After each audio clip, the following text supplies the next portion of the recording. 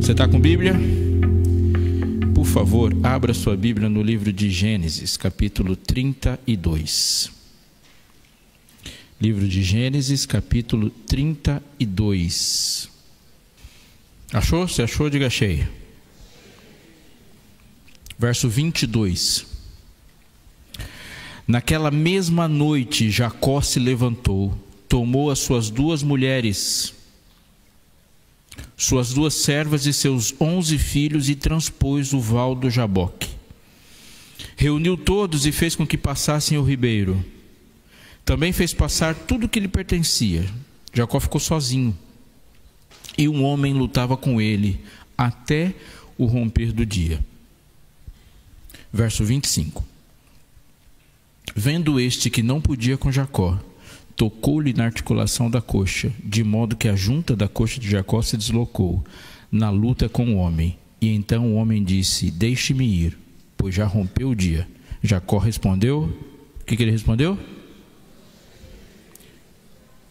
Não te deixarei ir, se você não me abençoar. Grifa na sua mente, me abençoar. Então o homem perguntou: como você se chama? Ele respondeu: Jacó. Então disse: seu nome não será mais Jacó, e sim Israel, pois você lutou com Deus e com os homens e prevaleceu. Jacó disse: por favor, diga-me como você se chama. Ele respondeu: por que me perguntas pelo meu nome? E o abençoou ali. Grifa na sua mente. E o abençoou ali. Jacó deu àquele lugar o nome de Peniel, pois disse: vi Deus face a face, e a minha vida foi salva. Eu sou, como você, latino-americano, brasileiro, educado dentro da nossa macheza, que nem sempre é uma coisa inteligente. Por exemplo, eu não entendo quase nada de mecânica. Eu tenho uma noção assim de que quanto maior é o barulho, maior é o boleto que você vai pagar, mais ou menos. Então, se eu estou dirigindo o carro, faz tec, tec, tec, tec, tec, tec, tec, eu fico preocupado. Mas se fizer pá, pá, pá, pá, pá, pá, pá, sei que luzinhas vermelhas são mais preocupantes que as amarelas e assim por diante. Mas mesmo assim, quando o meu carro faz alguma coisa, eu paro o carro na estrada, eu abro o capô e fico olhando para alguma coisa ali. Eu não sei resolver nenhum problema, e eu sei que você faz isso também. A gente olha assim, não vai resolver, mas tá ali. Eu tento resolver meus problemas também, e às vezes a gente faz isso. E eu, na minha vida pastoral, pastor, tenho uma experiência de às vezes conversar com mulheres que entram na minha sala e entravam na minha sala e falam: como está seu casamento? Pastor, meu casamento é uma desgraça. E fala. Depois de 2 horas falando, ela fala: quer saber? Eu não falo é nada. Mas fico lá falando. Aí eu vou falar com o marido dela: como está o casamento? Tá bom, tá tranquilo. Minha mulher reclama de vez em quando, mas tá tudo bem. Isso é comum, mais comum do que se espera. Pois bem, só para dizer, para te explicar e tentar dar uma apaziguada no comportamento da história que vem a seguir. Eu estava num dos semestres que eu fiz uma faculdade de História antes de fazer Teologia, e eu estava num dos semestres da faculdade. Eu estudava na cidade de Sorocaba, no interior de São Paulo, mas eu morava ainda solteiro na cidade de Tatuí, no interior de São Paulo, onde os meus pais foram para lá junto com a Casa Publicadora. Serviram a Casa Publicadora até se aposentar, e eu estava lá. E eu fiz faculdade de Sorocaba, conforme eu disse, e numa dessas, sabe aquelas últimas aulas que são efervescentes? E você sai dali tudo empolgado e tal. E eu saí dali, e aí a conversa continuou no corredor. E eu fui para o banheiro, enquanto eu lavava a mão, a conversa estava. Saí do banheiro, fui para o pátio, passei na cantina. E aí eu empolgado com a conversa, até que eu olhei para o relógio e falei: meu ônibus. Tinha muitos estudantes de Tatuí fazendo faculdade de Sorocaba, porque Tatuí não tinha universidade. Tinha uma pequenininha aí que não dava conta do ímpeto de muitos estudantes. Mas era muito mesmo, mais de 1000 estudantes faziam faculdade de Sorocaba. Então saíam muitos ônibus, e os ônibus eram fretados, tinha uma organização da prefeitura, enfim. Eu estava lá e eu falei: meu ônibus. Larguei a conversa no meio, corri para o ponto de ônibus e vi horrorizado o ponto vazio. Então eu pensei: eu vou pegar um outro ônibus, porque eu sei que tem um ônibus que vem da faculdade de Direito, que vai passar a alguns metros aqui. Alguns metros eram algumas centenas de metros daqui. Se eu correr lá, eu sei que ele passa depois. Aí eu fui correndo. E quando eu cheguei lá, vi um outro ponto vazio. Eu pensei: mas tem uma outra, de uma outra universidade, que tem um monte de estudante da minha cidade, que está há mais um tempo daqui. Aí eu corri até lá para ver um outro ponto vazio. Aí agora eu falei: eu tenho 2 alternativas, essas eu não posso perder. Um é o ônibus de linha, que saía 00:30 da rodoviária, mas ainda tinha uma chance de pegar o ônibus da faculdade de engenharia, que era bem do lado de fora da cidade, que passava perto da pista. Então esse de fato era o último ônibus dos fretados que saiu. Só que eu tinha que correr muito, e eu corri muito, então pensando que só daria certo há 20 anos atrás. E eu corri, e quando eu cheguei lá, eu vi um outro ponto vazio, e eu pensei assim: não posso voltar para a rodoviária, porque não dá tempo, já tinha corrido muitos quilômetros.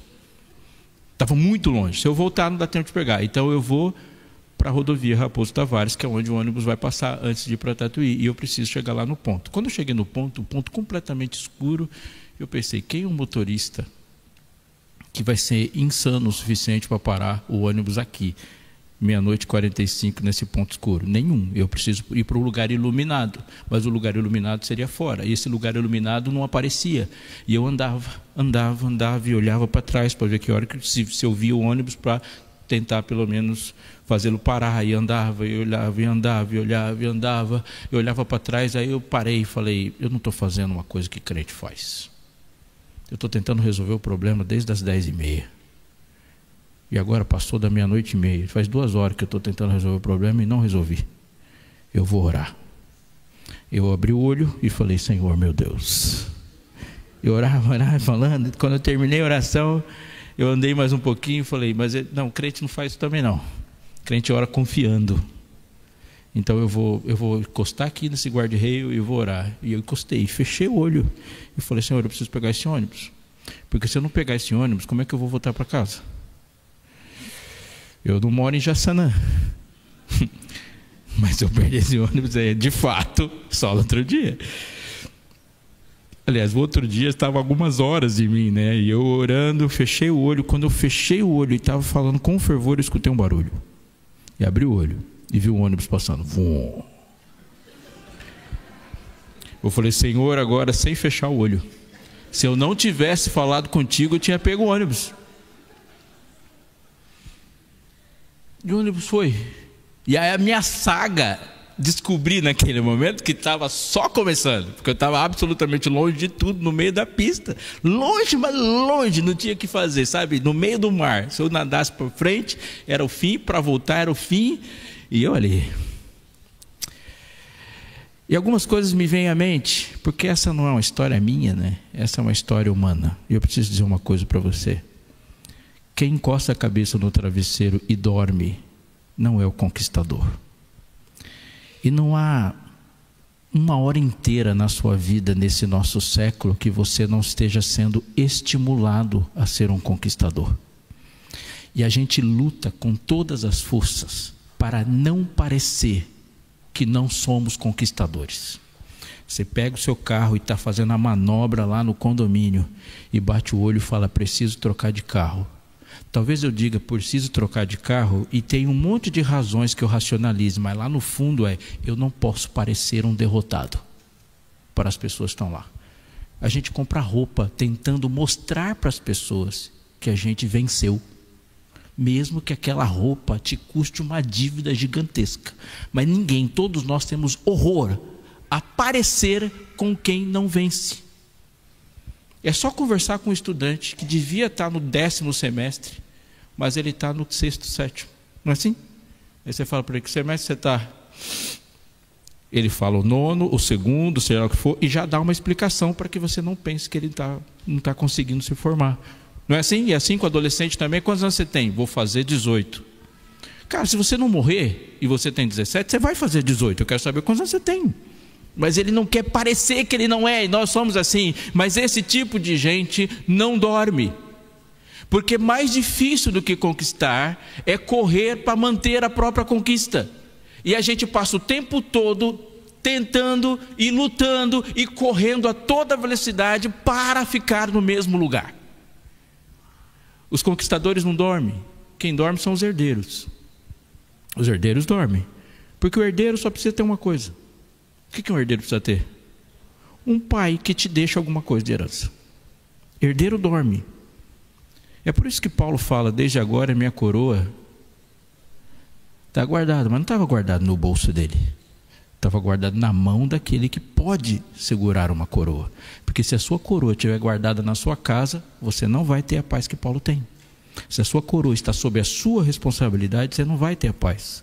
Aqui está um homem que nos diz muita coisa sobre tudo. Porque se você olhar a saga de Jacó, há alguns detalhes que precisam ser destacados. Porque nós somos conhecidos, e deste ponto até o último, você é filho de Deus, co-herdeiro com ele da mesma promessa, e nós somos o Israel, portanto o nascimento deste povo, a partir das suas tribos e dos seus apóstolos, e a história que forma um povo especial de Deus, começa fundamentalmente com a saga deste homem que tem o nome mudado. E quando fala assim, você é Israel, ele está dizendo de uma identidade.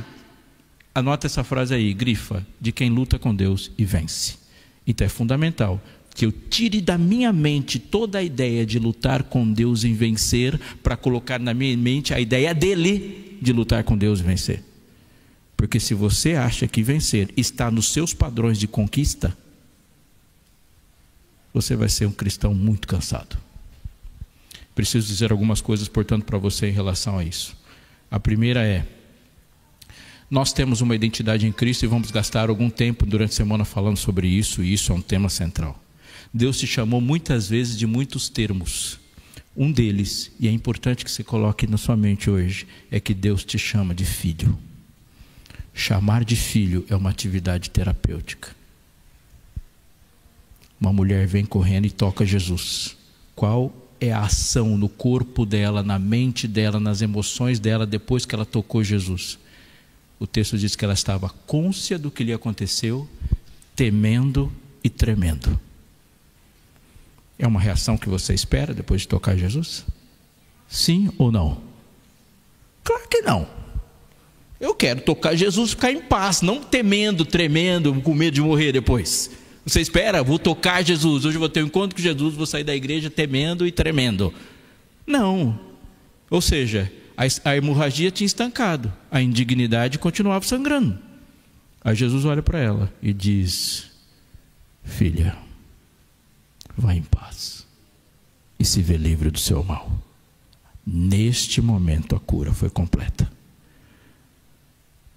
Um segundo de amor, chamando alguém de filha, faz mais efeito do que 12 anos de qualquer outra tentativa. Um herdeiro dorme, conquistadores não. Ela não conquistou o grande evento de tocar Jesus. Ela dormiu porque Jesus a tocou, chamando de filha. Mas você precisa subir um degrau. Nós não somos só filhos de Deus. Há uma identidade colocada sobre nós, e essa identidade é a primogenitura. Vamos conversar sobre isso? Eu queria conversar sério sobre isso, sobre esse conceito, senão a gente não entende muita coisa da Bíblia. Nós somos filhos e somos primogênitos. Vamos me deslocar para a história de Jacó, esse homem. E como que essa história começa? Deus olha para eles, chega para aquele pai e para aquela mãe e claramente diz assim: existem duas nações no teu ventre. tem 2 filhos no seu ventre. O mais velho servirá ao mais novo. O que Jesus está dizendo é: eu já fiz a minha escolha. E o primogênito é Jacó. Porque quem é o primogênito de gêmeos? Como eu entendo isso? Vamos voltar um pouquinho na Bíblia. A Bíblia fala muito de primogenitura, sim ou não? Mas quantos dos primogênitos nasceram primeiro? Ou são de fato primogênitos?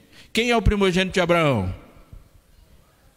Ismael. E quem recebeu a primogenitura? Isaac. E quem é o primogênito de Isaac? Esaú. Quem recebe a primogenitura? Jacó. Quem é o primogênito de Jessé? Definitivamente não é Davi. E o primogênito de Davi também não é Salomão. E o primogênito, fala um aí que é primogênito. Sansão, né? Porque não tinha outra escolha. Os primogênitos, está entendendo alguma coisa sobre primogenitura? A primogenitura não é necessariamente um jogar de dados de Deus. Não é só isso. Não é só nascer primeiro. É muito mais do que isso. Primeiro, porque a herança da primogenitura, ela tem muito da sua escolha. Muito. Mas tem mais uma coisa, então vamos para lá. O primogênito de Abraão, ele não é Ismael. E começou essa história assim. Agora, se coloque no lugar de Esaú e Jacó, os 2 sentadinhos ali, os 2 adolescentes.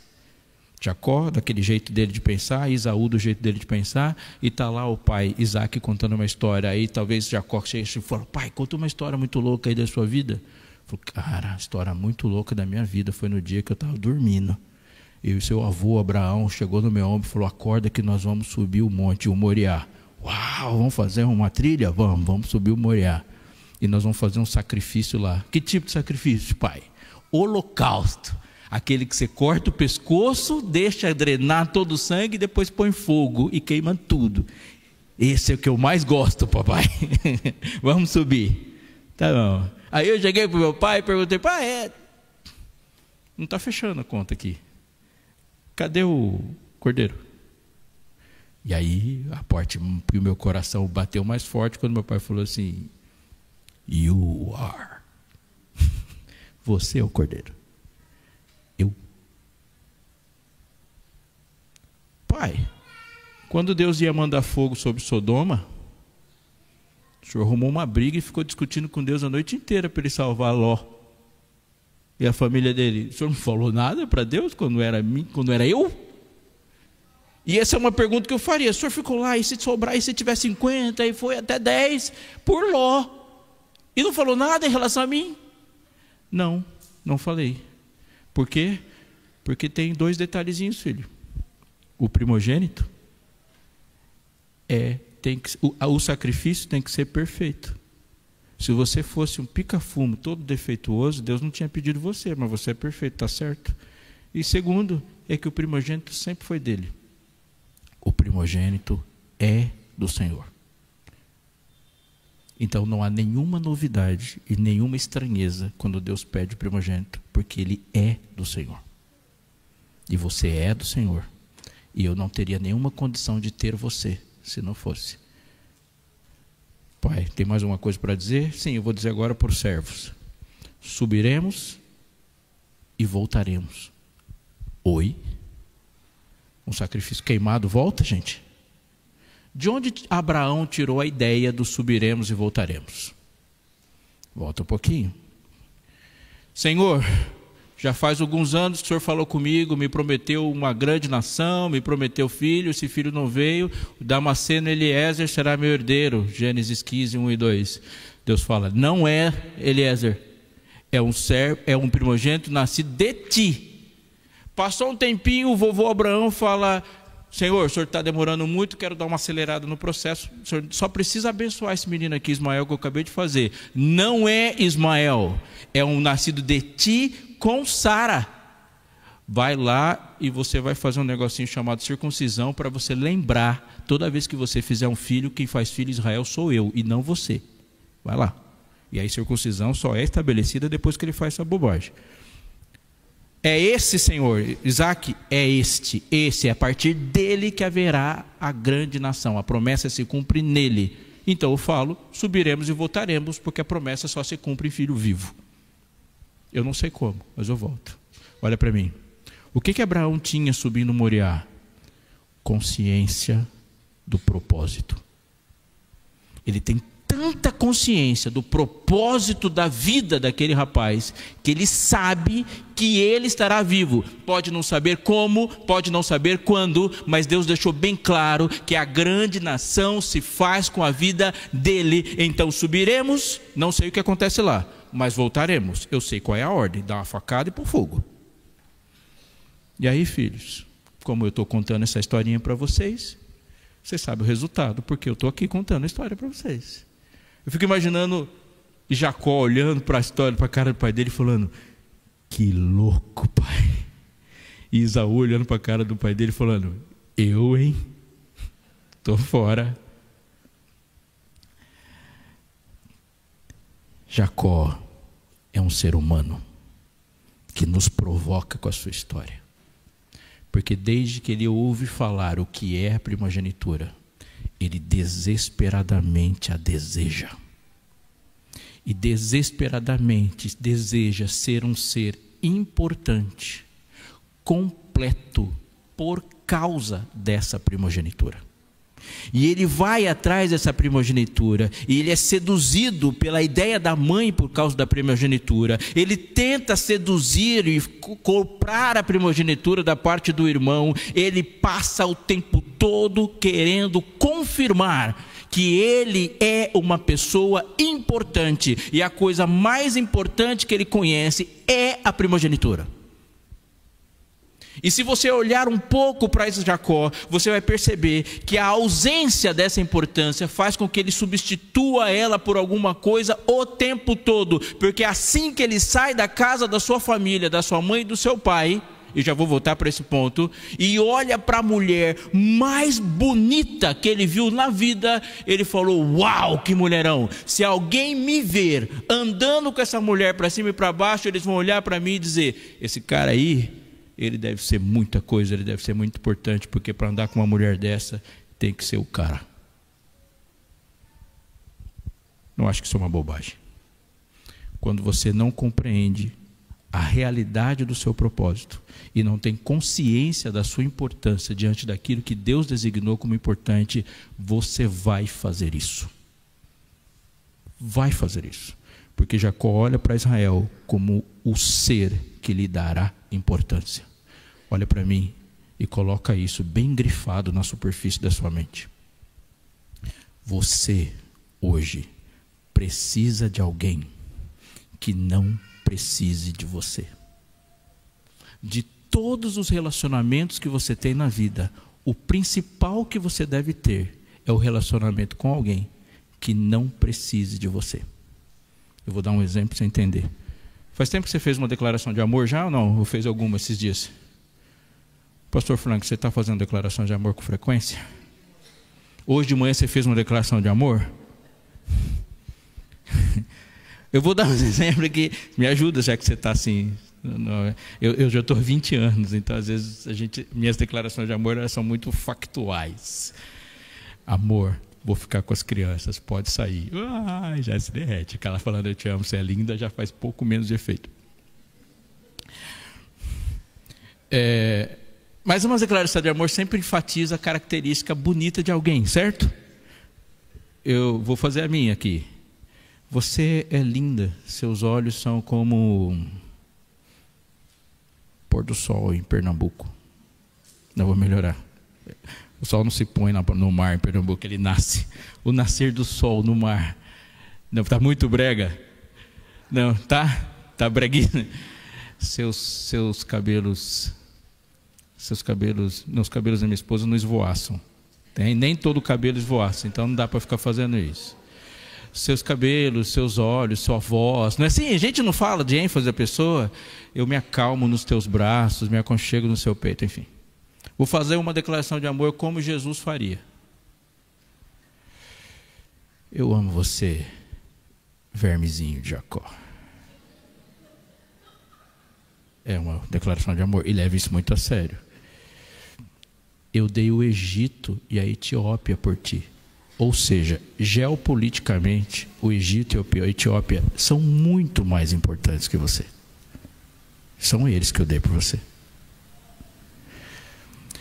Embora aqui a gente fala dos olhos, do cabelo, das pernas, do caráter, de tudo, eu vou traduzir uma declaração de amor. Se Deus estivesse namorando, Ele ia dizer assim, vamos lá: seus cabelos são tão engordurados que eu lubrificaria um caminhão facilmente com eles. O seu hálito, se você for hoje para a Ucrânia, é só abrir a boca que você termina a guerra lá, com esse seu bafo. Seus joelhinhos me lembram um camelo, talvez. Esse seu humor de segunda-feira de manhã me remete a Gengis Khan. Quando eu escuto você falar, é um negócio que dá tanto asco. Você passou de 2015, 2016, 2018 até 2022 falando de política sem parar. Isso não me encantou nem um pouco, porque me dá vontade de queimar todo mundo quando vocês falaram de política. E você não consegue fazer absolutamente nada sozinho que não seja produzir mau cheiro. Eu amo você. E não é porque você tem uma coisa para me oferecer. Eu amo você. E você é completamente incompetente. Portanto, eu não me aproximo de você pelo que você vai dar. Eu me aproximo de você pelo que eu quero dar a você. Eu não me aproximo de você porque eu preciso de você. Eu me aproximo de você porque você precisa de mim. E você já esteve muito pior do que você está hoje. E eu te amava do mesmo jeito. Portanto, não tente fazer trocas com um Deus que pode tudo.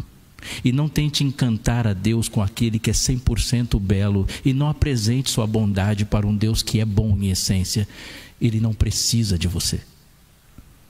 Ele está com você porque você precisa dele. Deus nunca vai dizer para você: I love you, I need you. Ele não fala isso. Ele olha para a mulher junto ao poço e fala assim: deixa eu deixar bem claro que quem está com sede aqui é você, não eu. Quando eu falo para você, me dá dessa água, eu estou começando uma conversa porque eu me encarnei. Então eu não vim de Jerusalém até Samaria, eu vim do trono até Samaria. Não é um homem judeu e uma mulher conversando. É o rei do universo e um ser humano pecador. A distância é muito maior do que você pensa. E não fale que eu sou bonzinho. Eu sou a bondade. Isso é Jesus. Você precisa de alguém que não precisa de você. Porque se todos os seus relacionamentos profundos forem de alguém que precisa de você, esses relacionamentos devorarão você. Porque se eu preciso de você, eu vou consumir você. Simples assim. Quando alguém chega para você e fala assim: eu te amo e eu preciso muito de você, o que ele vai fazer com você? Você vai se tornar a fonte de supressão de uma necessidade. Isso não chega nem perto de ser amor. Nem perto. Deus olha para você como olhou para Jacó e falou: Jacó, Raquel é seu ídolo.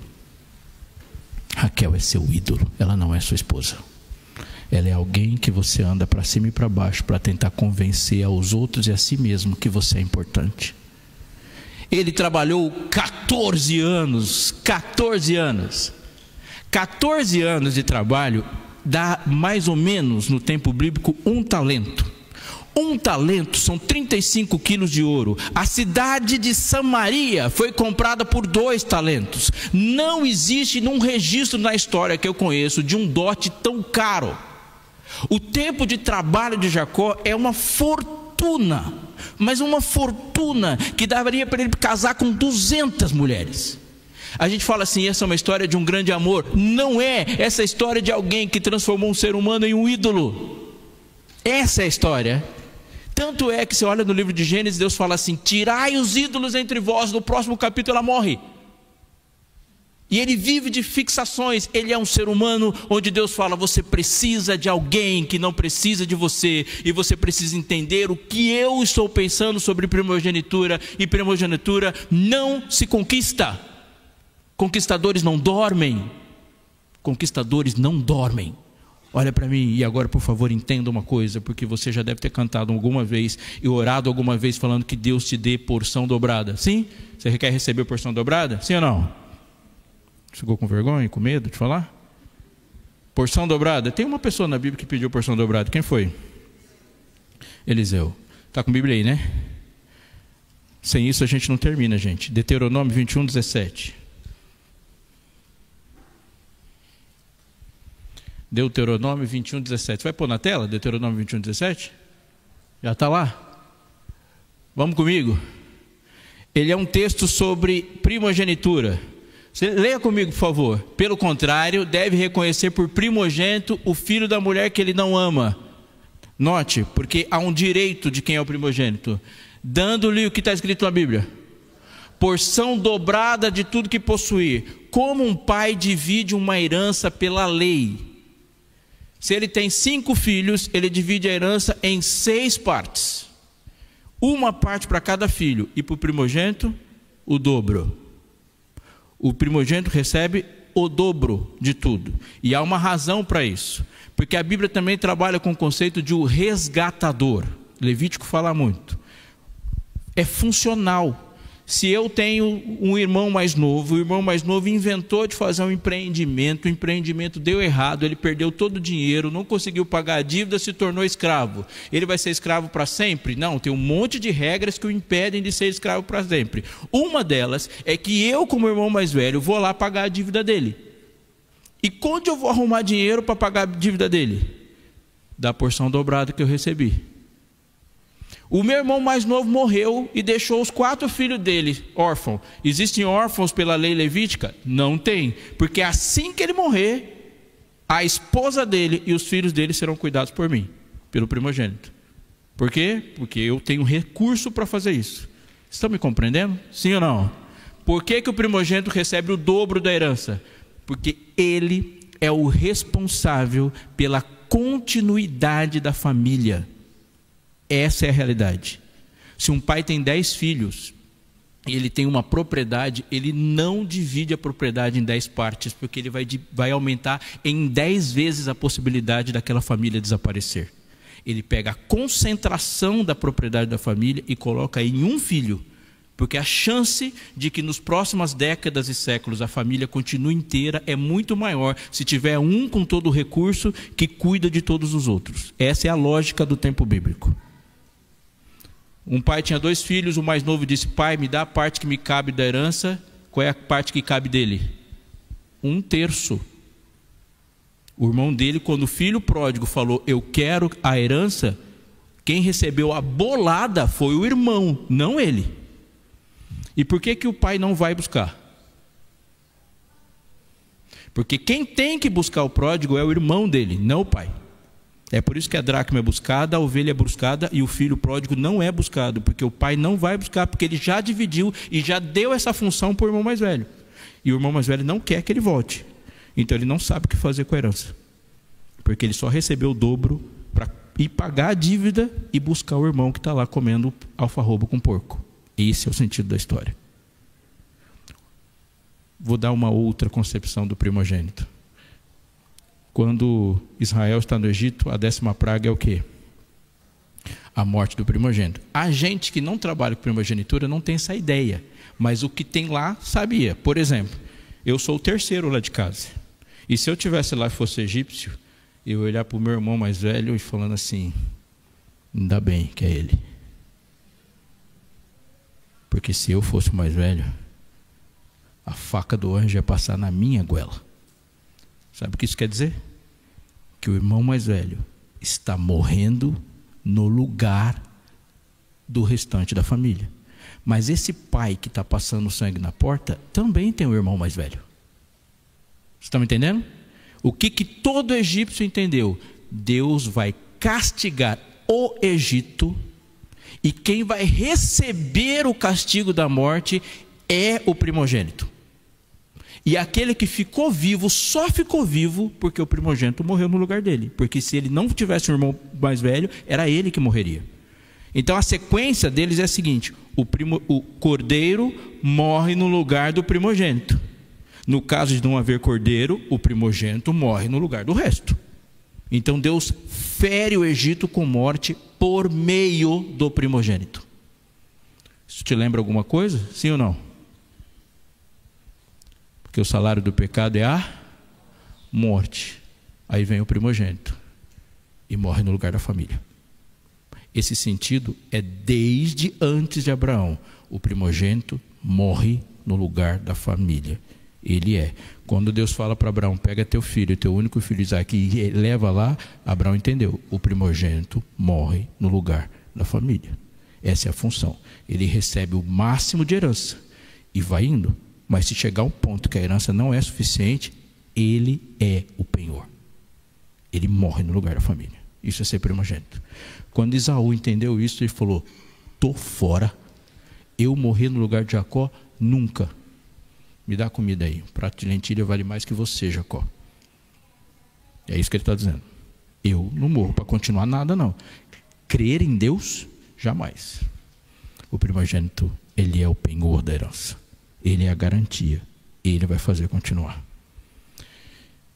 Querido, vamos para o Jaboque. Jacó olhou para o seu pai com o perfume de Esaú, com o braço peludo de Esaú, e criou uma bênção fake.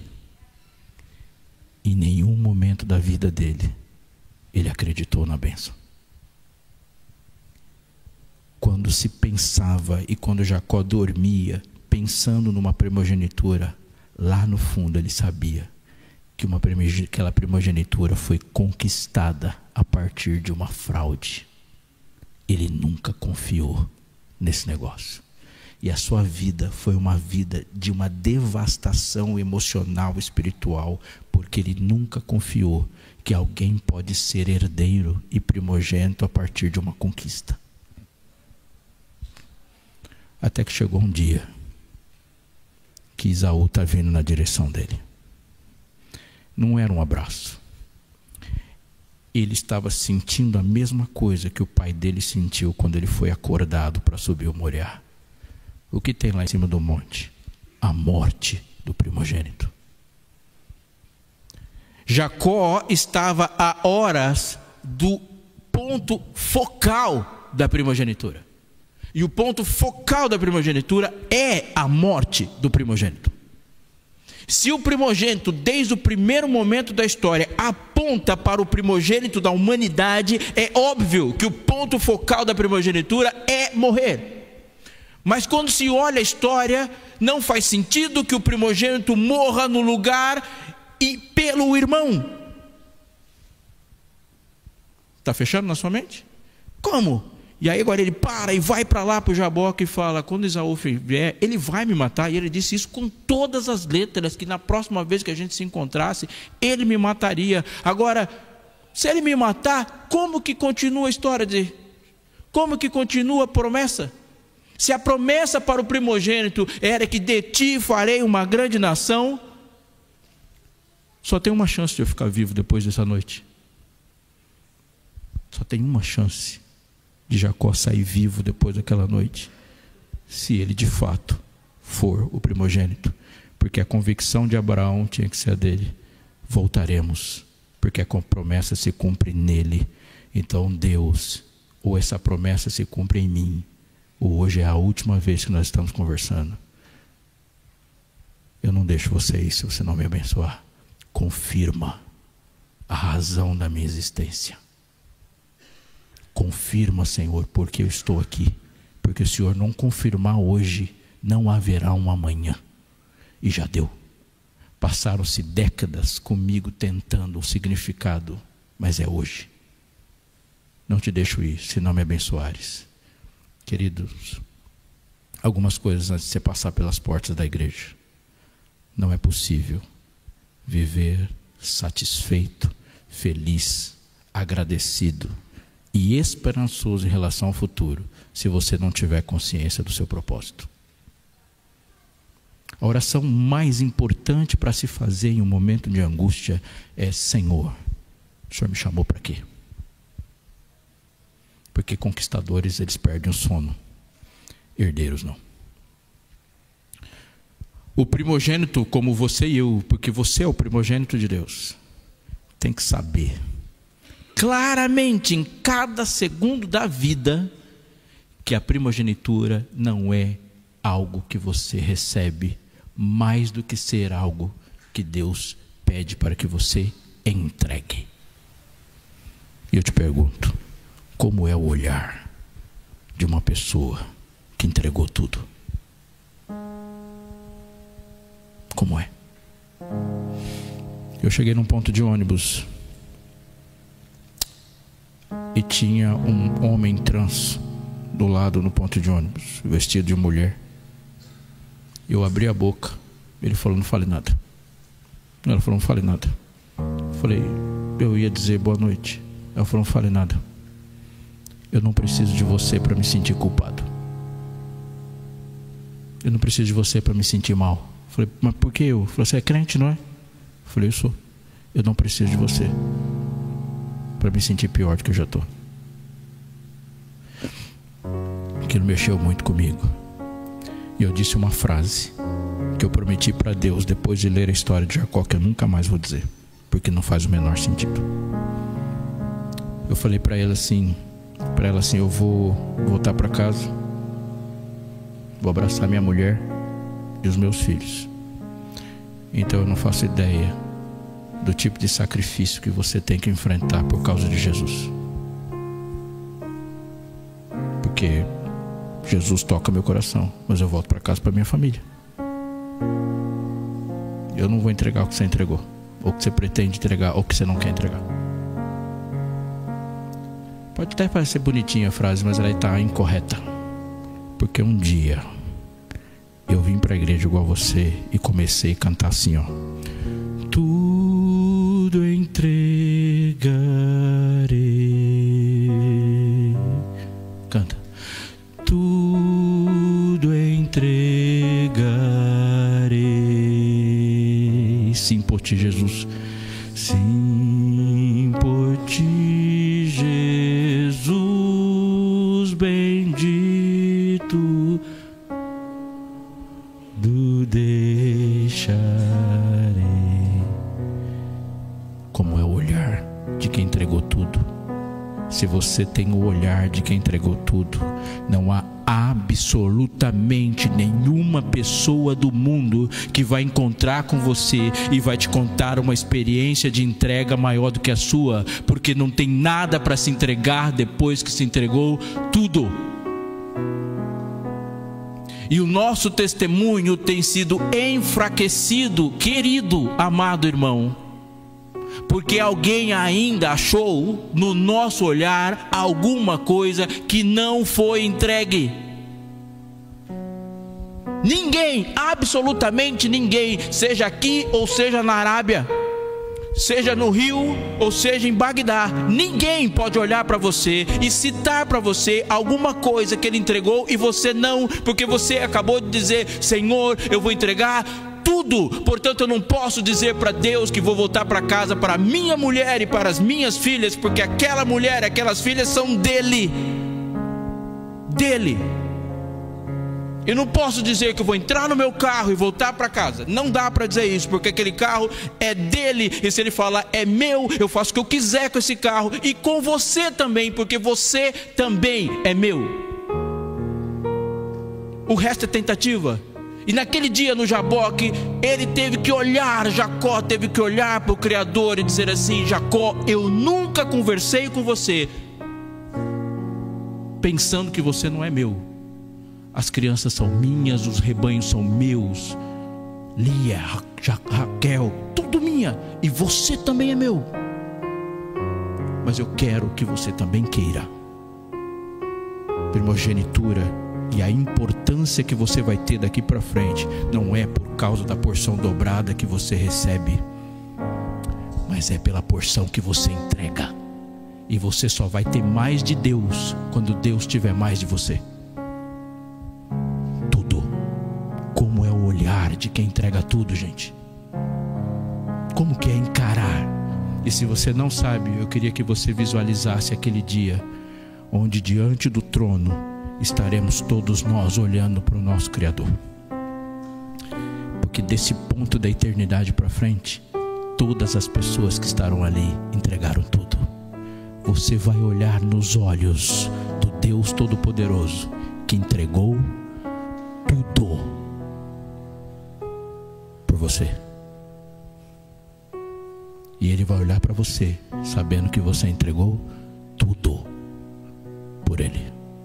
O olhar que definirá a eternidade é o olhar de duas pessoas, um Criador e uma criatura, que viveram a experiência de entregar tudo. Tudo. 3h da manhã, eu estava a muitos quilômetros de casa e a muitos quilômetros de algum ponto, naquela noite que eu corri que nem um louco, para fazer uma coisa que eu tinha que ter feito 10h30 e que eu lutei contra o tempo todo. E Deus falou comigo e eu não queria ouvir Deus falando. Eu queria que Deus me mandasse um ônibus, mas Ele queria que eu fizesse uma outra coisa que eu não queria fazer. Foi a última coisa que passou na minha cabeça, que era pegar o telefone, discar 10 números, 11, e dizer uma frase. E a frase não era: Senhor, me ajuda a pegar o ônibus. Não era isso que Ele queria que eu falasse. A frase era: Pai, vem me buscar. E eu só consegui ter certeza de que eu voltaria para casa quando eu peguei meu telefone e meu pai falou: tô te esperando desde as 10 horas. Eu tô te esperando faz um tempão. Eu já fui no cemitério, no necrotério, já fui na polícia, já fui nos bombeiros, eu já fui na garagem da empresa de ônibus, eu já fui em tudo quanto é lugar atrás de você. Eu tô com o carro ligado, porque eu acabei de chegar pensando em onde mais eu posso procurar você. Pai, eu cansei de tentar. Vem me buscar. A minha capacidade de me perder é muito maior do que a minha de te pedir perdão. Mas eu quero que você venha me buscar. Eu não consigo voltar para casa sozinho. Sabe essa marquinha que fica, o aperto no coração? Aquela noite que você acorda no meio, essa ansiedade, essa síndrome de que não sou crente o suficiente, esse negócio. A frase mais importante a ser dita numa oração que traz paz não é: Senhor, eu vou tentar de novo. É: Senhor, me encontra aqui, porque eu não tenho um dia seguinte antes que o Senhor diga: eu te abençoo. Filho, você é meu filho, meu primogênito. Pai, vem me buscar. Eu não vou subir, o Senhor que me busca. Pai, eu me entrego. Aí meu pai falou: onde você está? Eu estou aqui na estrada. Ele falou: então vou te pedir uma coisa, não sai daí, que eu estou indo na tua direção. Assim terminou a saga. Fala isso para ele hoje. E o mesmo Deus da paz vos santifique em... Você pode completar a frase? E o mesmo Deus da paz vos santifique em tudo.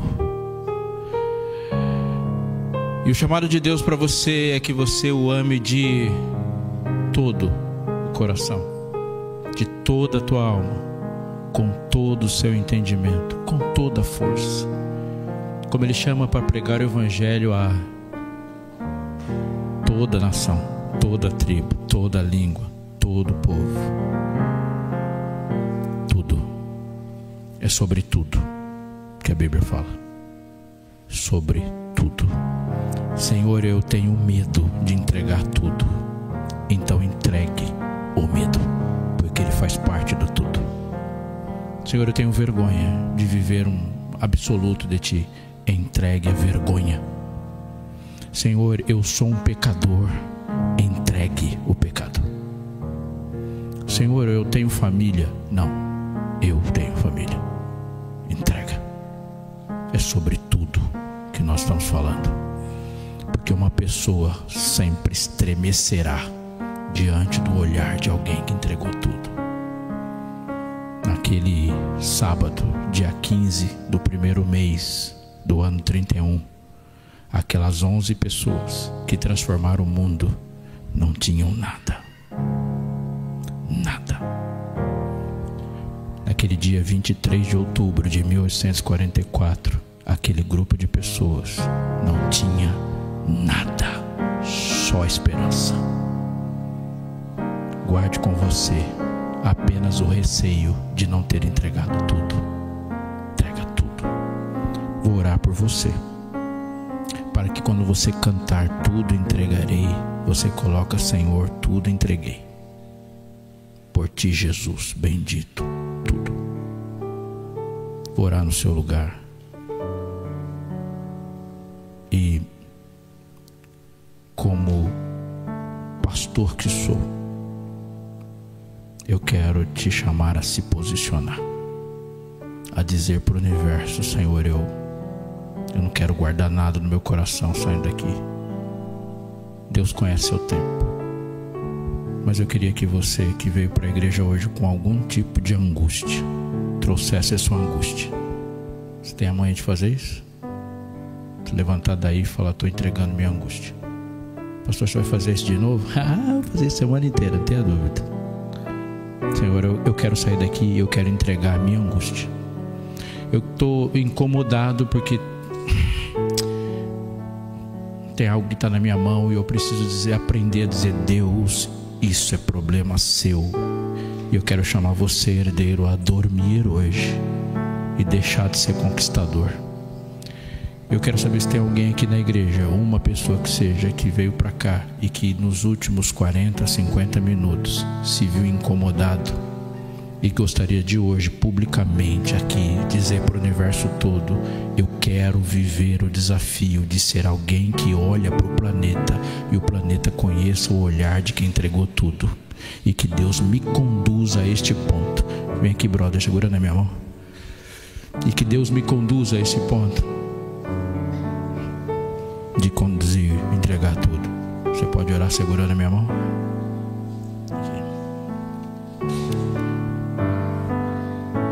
Vem aqui pertinho, eu quero orar tocando você. Tudo. E diga: Senhor, eu sou o primogênito. E o primogênito não é aquele que recebe, antes de ser aquele que verte e que vive a experiência de ser a maneira com a qual Deus interfere no mundo. Você sabe quantas pessoas Deus precisa para mudar completamente o mundo? Sabe?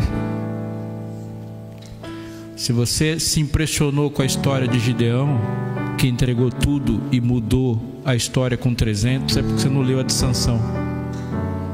Gideão diz para você que ele vence com poucos, mas Sansão diz para você que Deus vence com um. É com um que entrega tudo. E olha que Sansão nem chegou a entregar tudo. Sabe quantas pessoas Deus precisa para você ter certeza que Ele vai voltar em breve? Um que entregou tudo. E é por isso que eu vou orar. Senhor, nosso Deus, nosso Pai amado, aqui está a Tua igreja, o Teu povo. Alguns estão aqui sendo o Teu povo com muitos quilômetros de Bíblia, muitos quilômetros de convívio, de comunidade de fé. Outros são Teu povo com alguns metros de caminhada, mas somos Teu povo. Alguns passaram por muitas experiências de fé contigo e estão no barco há um tempão. Outros estão sentindo um enjoo ainda da navegação, mas somos Teu povo. E Te louvamos por saber que o Senhor sabia das nossas falhas quando nos chamou. Te louvamos e descansamos em saber que o Senhor sabia de todas as vezes que a gente ia estragar o esquema, e mesmo assim o Senhor chamou. E por saber que o Senhor chamou, conhecendo as nossas falhas, é que hoje confiamos uma entrega a Ti. Faz-nos ouvir hoje que nós somos Teus filhos. Faz-nos, Senhor, ouvir que somos Teu primogênito na terra, que recebeu a herança de Ti para buscar os demais, que recebeu Bíblia a mais, que recebeu textos a mais, que recebeu música a mais, que recebeu uma igreja a mais, que recebeu amigos a mais, que recebeu graça para buscar quem está de fora. Então, Senhor, confirma nosso propósito, confirma a Tua bênção e faz com que toda a relação que temos contigo seja como aquela frase que Jacó falou, que diante da Bíblia teu povo diga: não vou sair daqui enquanto esse texto não me abençoar. Que num culto a gente vá para o encontro dizendo: eu vou para lá e eu não desisto enquanto não for abençoado. E que essa convicção de que há um propósito para cada vida aqui seja real diante dos desafios que vão se levantar. E para alguns o desafio está lá na porta já. Mas quando o mal, a carne, Satanás e tudo que se levanta contra ti estiver na nossa frente, faz-nos lembrar de que nós não somos os donos, os conquistadores e nem o autor da fé, mas que está tudo na sua mão. Nossos filhos estão nas suas mãos, Pai. Nossa família, o casamento está na sua mão. O namoro, o trabalho, o estudo, o salário, o coração, os pecados, o futuro, tudo na tua mão. Então nos ouça, Pai, e confirma hoje o teu chamado, o teu propósito e a nossa herança para que ela glorifique o teu nome.